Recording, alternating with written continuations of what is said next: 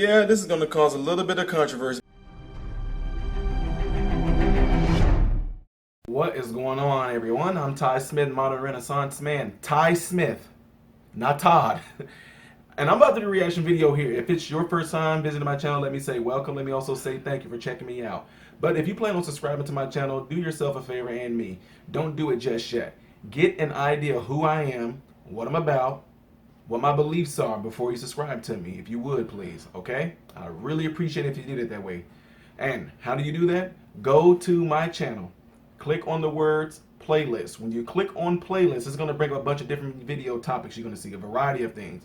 Church/God topics, home entertainment videos, marriage, relationship, advice videos, advice to subscribers, fitness, health, comedy. There's a lot of things on there, all right?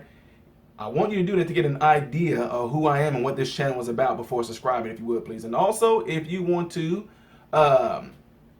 support me in what I do, you can purchase a t-shirt. The link is down there in the description. If you want to donate to the cause and all that and different things that I do, you will see that you can also donate to my Patreon channel, or you can donate to PayPal directly. We're doing great things here. And let's go ahead and go into this next video. What is going on, everybody? It's me, Ty Smith, Modern Renaissance Man, and it just so happened that you guys asked me if I would do a video possibly of like showing the oil change. Well, it just so happened that my Tundra right here, I need an oil change on it. So I'm getting ready to go to a place to go get the oil for it, and then we will go from there, okay? See y'all in a bit. Okay, so in this 2012 Toyota Tundra, you see the maintenance light right there? That lets me know that I need to have the oil changed. If you are going to be doing your own oil change, make sure you know your engine size and all, you know what I mean? And then look up to see how many quarts yours will take. As you can see, mine's right here. It tells me that it's going to be taking 8 quarts of oil.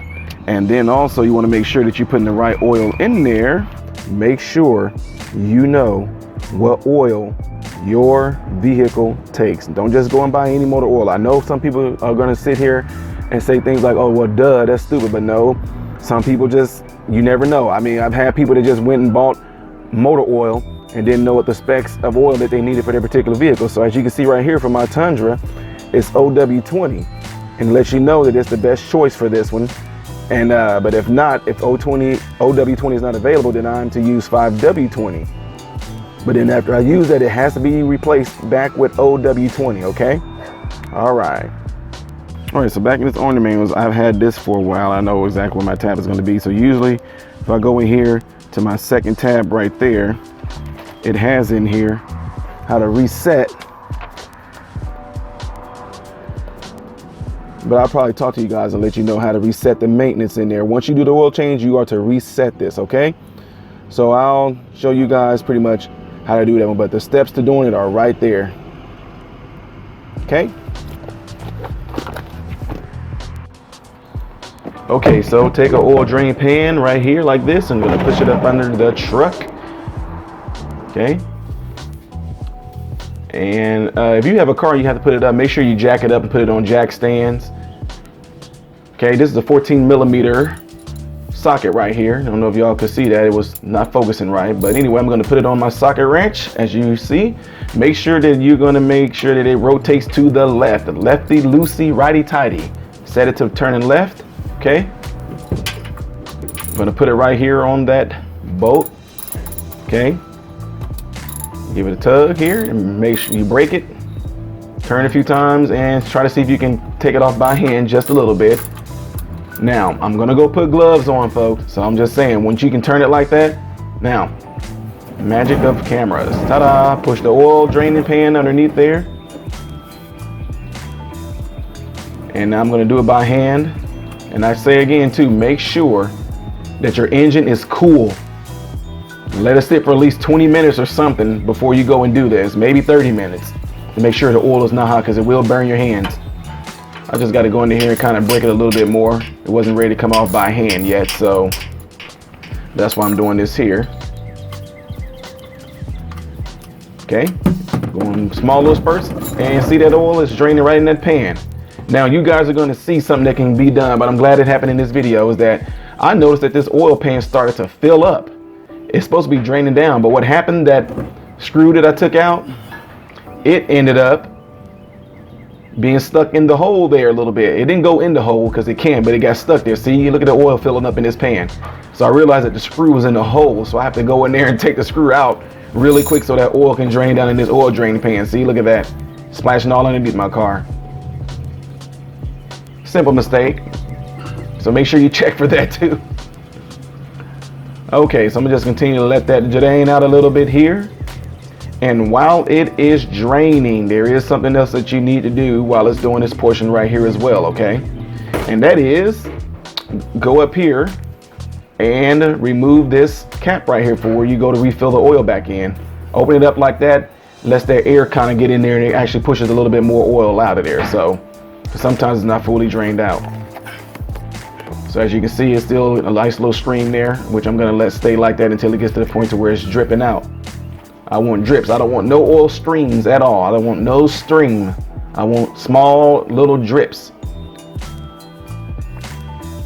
And you can get the oil up with kitty litter. Just put kitty litter on the ground and go over it with your feet like you're trying to rub it in. That gets the oil up. Okay, now while that is draining, I was told by someone that taught me how to do this. He said to at least let it drain for 10 or a little longer, because he said, you know, you want to make sure that all the oil gets out of there.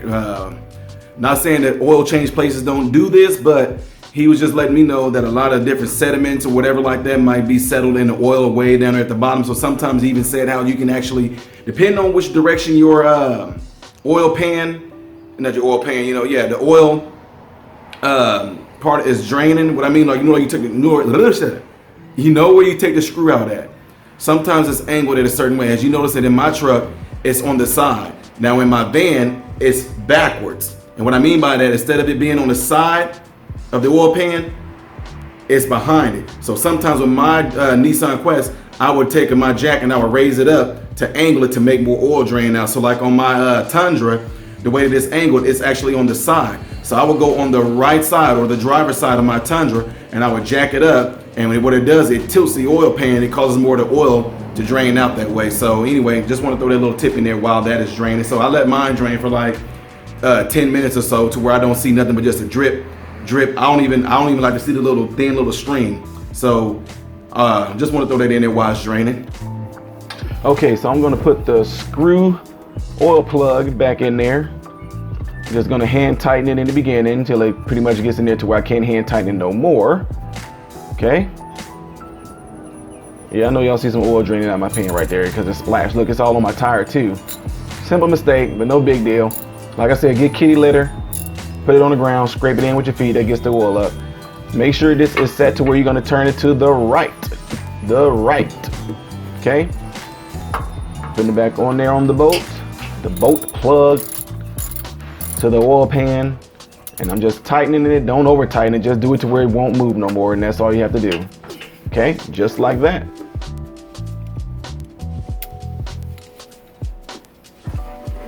All right, get the oil draining pan on out the way and move on to the next step.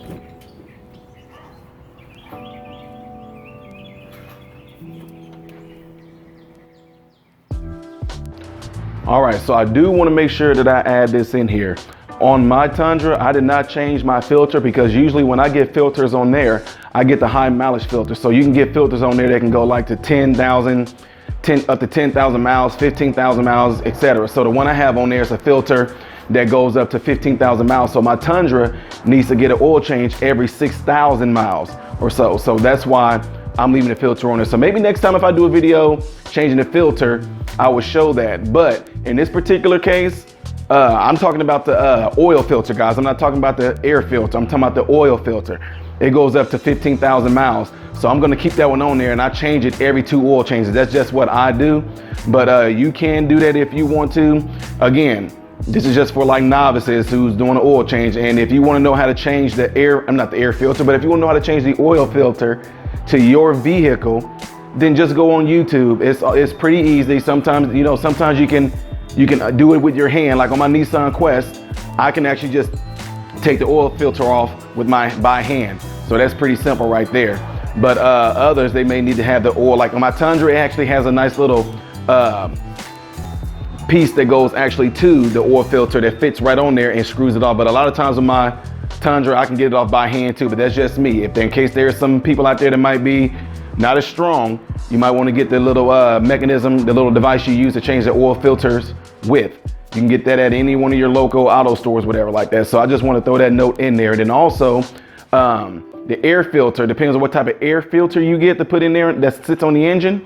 That can be changed out every oil change, or if you get a high one, then you don't have to. So anyway, that's another little nugget I wanted to throw in there for you guys, just to let you know in case you had any.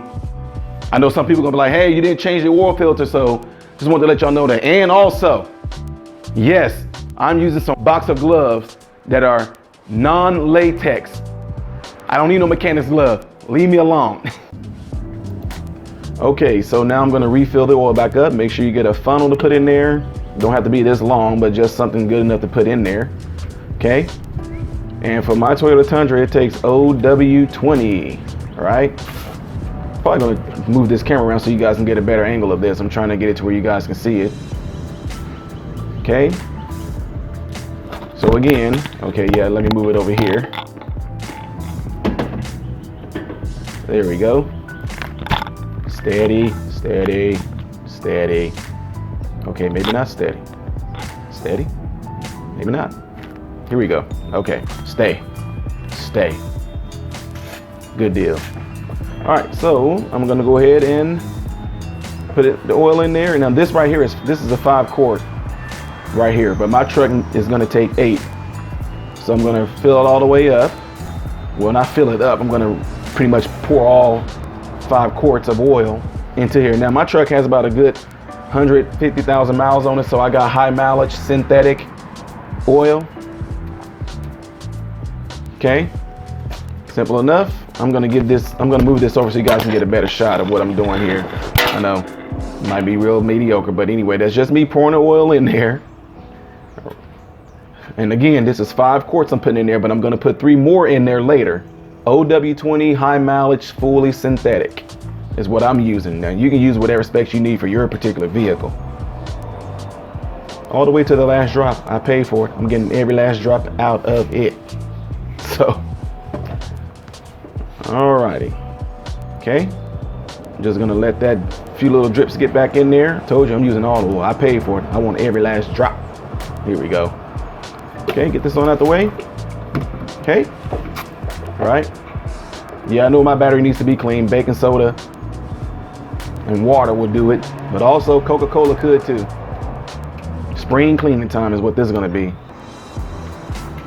All right, now what I'm gonna do, I'm gonna use the 5-quart empty case that I use. I'm gonna put the funnel in there, and what I'm gonna do is pour the old oil that I just drained out of my engine into there. So of course it's not gonna fill it all the way up, but it's gonna at least use 5 quarts of that oil from this drain pan into that 5-quart bottle right here. You can actually take it back there and have them recycle it, what you can do with that. So again, I'm just showing you this for demonstration purposes. Okay, I'm gonna make sure that I fill it all the way up to 5 gallons, and you can tell because it has right there where the handle is, you can see the oil moving up there. Whoops, more kitty litter I'm gonna have to use.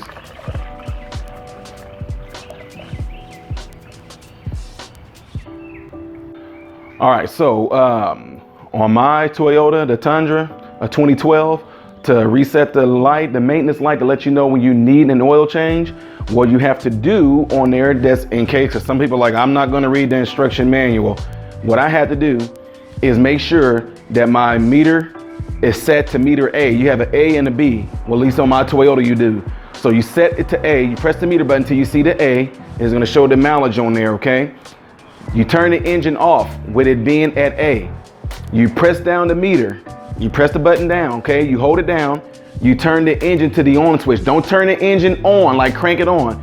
Turn it to the on switch where you hear like the lights and everything, the lights come on, and your car might go bing, bing, while holding down the trip meter switch. You hold it down, then you're gonna see like these little lines. It's gonna go like a 4, 3, 2, 1. as in lines, 4 lines, 2 lines, 3 lines, 1 line, then 0. It's gonna show 0, 0, 0, 0.